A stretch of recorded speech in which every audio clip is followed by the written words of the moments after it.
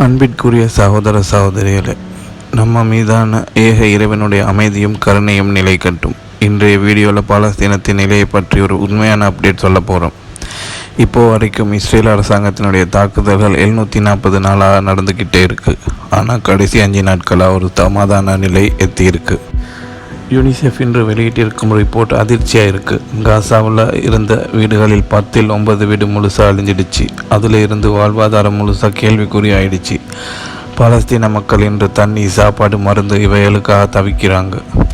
ஒப்பந்தம் பிரகாரம் தினமும் 600 ட்ரக்குகள் உணவு மருந்து கொண்டு போயிருக்கணும். ஆனால் மண்டேல 170 ட்ரக்குகள் தான் போச்சு. டியூஸ்டேல 100க்கும் குறைஞ்சது. இன்றைக்கு ஒன்றும் போகவில்லை. ஏனென்றால் ரஃபா பார்டர் இன்னும் திறக்கல. இஸ்ரேல் சொல்றது விரைவில் திறப்போம்னு. ஆனால் விரைவில் எப்பன்னு யாருக்கும் தெரியல. இஸ்ரேலிய ஆக்கிரமிப்பு இராணுவம் தலைமை தளபதி இயால் ஜமீர் பேசுகிறாரு. எங்களுடைய கைகள் துடிச்சிக்கிட்டு இருக்குது, எங்களுக்கு சும்மா இருக்க முடியாதுன்னு. இந்த மாதிரி பேச்சு யுத்தத்தில் ஜெயிக்க முடியலைன்னா பிறகு மாதிரி வீராப்பு பேசுகிற மாதிரி தான் இருக்குது. நெத்தன்யாகு ட்ரம்ப் பிளான் பற்றி சொல்கிறாரு. அந்த 20 அம்ச சமாதான உடன்படிக்கையில் பாலஸ்தீனர்கள் ஆயுதங்களை கீழே வைக்கணும்னு ஒரு புள்ளி இருக்குது. ஆனால் பாலஸ்தீன விடுதலை அமைப்பு தெளிவாக சொல்லுது, பாலஸ்தீனத்தை ஆளுற அரசாங்கம் உருவானா நாங்கள் ஆயுதம் இடுவோம். ஆனால் இப்போ இல்லை. 2 ஆண்டுகளாக நடந்த இந்த போராட்டத்தில் 4000 பாலஸ்தீன சகோதரர்கள் விடுதலை பெற்றிருக்காங்க. அல்ஹம்துலில்லாஹ், அது ஒரு வெற்றி, ஒரு பெருமை. ஆனால் இன்னும் தாக்குதல்கள் நடக்குது. கான் யூனிஸ் பாதையில் அப்பாவி மக்கள் மீதான சூடு தொடருது. இப்போ ஒரு இன்ட்ரெஸ்டிங் விஷயம் தெரியுது. பாலஸ்தீன விடுதலை இராணுவத்தில் ஒரு ஸ்பெஷல் டாஸ்க் ஃபோர்ஸ் இருக்குது. 2000ஆம் ஆண்டில் முகமது லைஃப் உருவாக்கிய அந்த டீம் பணைய கைதிகளை பாதுகாக்கிறதுக்காக உருவாக்கப்பட்டது. 2006 தான் உலகம் முதலில் அதை பார்த்தது. இந்த முறை அந்த படை மீண்டும் வெளிச்சத்துக்கு வந்திருக்கு. அந்த ஃபோர்ஸஸ் முகம் மூடிய சோல்ஜர்ஸ், கையில் வெப்பன்ஸ், கேப் பெட்ஜ். அவர்கள் பெண் சகோதரிகளும் இருக்காங்க. அல் ஜசீரா வீடியோவில் அவர்களோட காட்சியில் வெளியாகி இருக்குது. முகம் மறைக்கப்பட்டாலும் தைரியம் வெளிச்சமாக தெரியுது. மார்ச் மாதம் நடந்த ஆர்ப்பாட்டம் பற்றி எல்லாம் நினைவிருக்கா? அப்போது பல ஊடகங்கள் பாலஸ்தீன விடுதலை அமைப்புக்கு எதிரான ஆர்ப்பாட்டம்னு சொன்னாங்க. ஆனால் இப்போ தெரிஞ்சது அது ஒரு ஸ்ட்ராட்டஜி. அந்த ஆர்ப்பாட்டத்தில் இருந்தவங்க எல்லாம் விடுதலை அமைப்பின் இராணுவத்தில் இருந்தவங்க தான். பணைய கைதிகள் மக்களை மறைத்து சவுத் காசாவுக்கு அழைச்சி வந்தாங்க.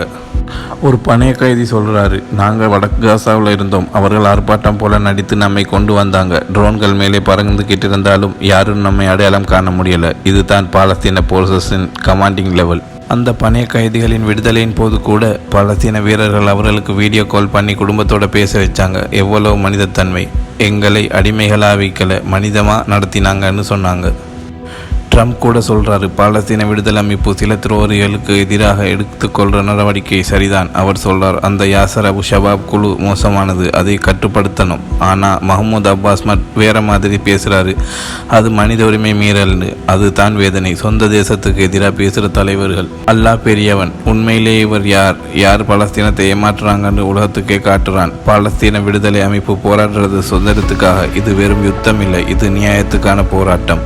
பாலஸ்தீன விடுதலை அமைப்பு சொல்லுது, ஒப்பந்த பிரகாரம் எல்லா பாடல்களும் திறக்கணும், அப்போதான் காசாவுக்கு உயிர் திரும்பும். ஆனால் இஸ்ரேல் சொல்லுது, செத்துப்போன பணைய கைதிகள் உடல்களை இன்னும் கொடுக்கல, அதுதான் காரணம். ஆனால் அந்த உடல்கள் தேடுறதுக்கே பாலஸ்தீன பக்கம் சொல்லுது, நாங்கள் தேடி எடுக்கிறோம், பல இடங்கள் முழுசாக அழிஞ்சிருக்கு, காலம் தேவை எப்படின்னு. துருக்கி, ஈஜிப்ட், கத்தார் எல்லாரும் சேர்ந்து ஒரு குழு உருவாக்கி தேடுறாங்க. நேற்றுக்கே 4 உடல்கள் கிடைச்சி அவை ஒப்படைச்சிட்டாங்க. ஆனால் அதுக்கு பிறகும் இஸ்ரேல் ரஃபா பார்டர் திறக்கலை. அது மட்டும் இல்லை, இன்னும் விரைவில் திறப்போம்னு சொல்லிக்கிட்டு கொண்டு தான் இருக்காங்க. பாலஸ்தீனத்துக்கு வெற்றி கிடைக்கட்டும், அங்கே மக்கள் நிம்மதியாக வாழட்டும். நம்ம எல்லாரும் சேர்ந்து பிரார்த்திக்கணும். பாலஸ்தீனமும் நம்மும் அமைதியாக வாழ நம்முடைய அல்லாஹ் அருள் புரியட்டும். எனக்காகவும் பிரார்த்திங்க. அஸ்ஸலாமு அலைக்கும் வரஹ்மத்துல்லாஹி வபரகாத்துஹு.